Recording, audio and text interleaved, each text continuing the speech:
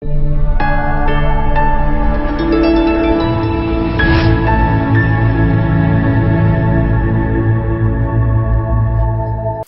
I was hired at Yahoo almost 20 years ago, I was hired by a guy named David Shen. David Shen was a college classmate of Jerry Yang. He was Yahoo employee number 17. And from my perspective back then, and even from my perspective today, Dave was a very successful guy. So I asked Dave, what's it take for a person to be successful in Silicon Valley? And Dave said, John, it takes three things. It takes talent, it takes hard work, and it takes luck. And Dave added that most successful people forget the role of luck in their success. And I remember that story and those words of wisdom. And I think that they're still true about individual careers and success in Silicon Valley, and even more so about success of companies and organizations and countries, and even entire organisms. Hard work, talent, and luck. And usually we underestimate the importance of luck. If we think of natural selection really is just a big genetic lottery. Nature creates billions of organisms, all of them slightly different, and releases them into kind of a hostile world. And some survive and reproduce and float to the top of the gene pool, and others don't, and they float to the bottom. A lot of luck is involved there. Certainly talent and hard work, but luck is important as well. And I think all of us here in this room today should be really, really grateful that we've been so lucky to be part of a species that was naturally selected. There are about 9 million species alive on Earth today, and we're all part of one of them. You might think that, well, one of 9 million, that's not great odds, or 9 million, that's a lot of chances for us to have been selected.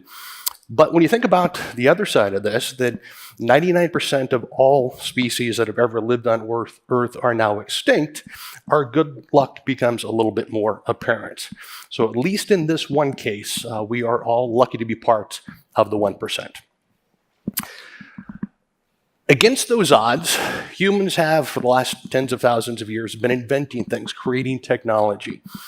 We've been learning to use fire, inventing the wheel, learning building plows, creating cities and towns, and tools and implements. And all of these implements, or at least most of these implements, have helped us kind of change the physical world around us. They've helped us survive and deal with the hostile world and weather, and to deal with wild animals, and probably the greatest risk, which was other people. Helped us survive more and reproduce more. All of those inventions have had both intended and unintended consequences. Some of the intended consequences are good, some were bad, and some of the unintended consequences are good and bad as well. I'm going to talk a little bit more about the negative unintended consequences. And there's one guy who learned about negative unintended consequences the hard way. His name is Alfred Nobel. Alfred Nobel was a Swedish industrial chemist. He worked for his family business, and what they did was they built roads and tunnels and bridges.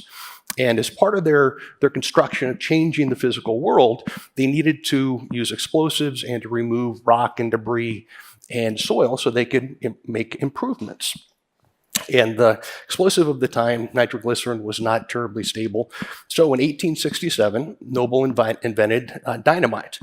And dynamite was more stable, and it actually had the intended consequence that he wanted. It allowed him to change the world around him.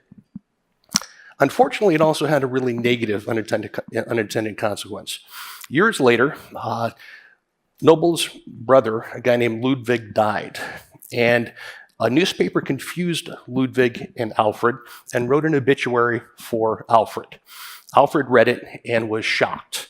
The title of the obituary was "The Merchant of Death is Dead." And although Nobel's invention had improved the physical world, it had unintended consequences of dramatically increasing the lethality of weapons. Now, Nobel's not the only famous guy, a smart guy, to underestimate the negative consequences of his invention. Albert Einstein, after he saw the power of nuclear weapons and how the world was dealing with them, said that if he had everything to do over again, he'd become a watchmaker instead of a physicist. Lots of smart people underestimate the negative unintended consequences of their work.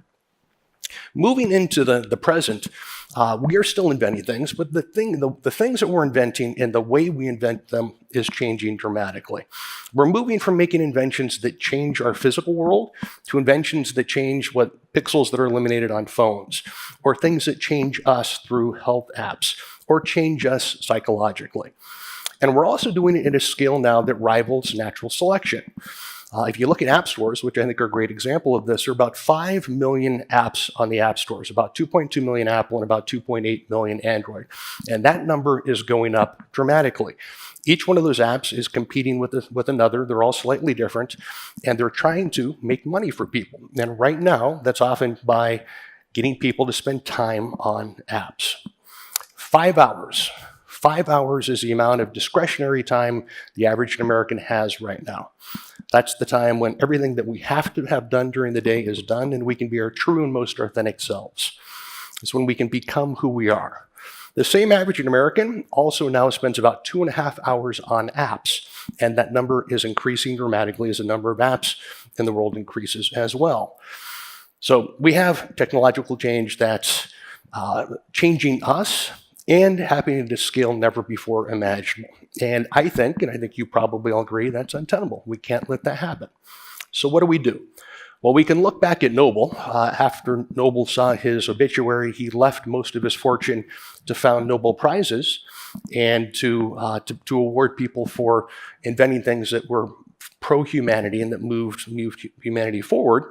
But I don't think we can do that. I think if we wait 5-10 years, probably some of the people that are inventing things that have negative consequences now will establish endowments and charities.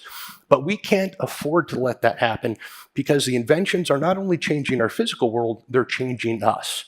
And unless we decide to become more mindful about who we want to be, we run the risk of becoming not who we want to be, but what apps want us to be.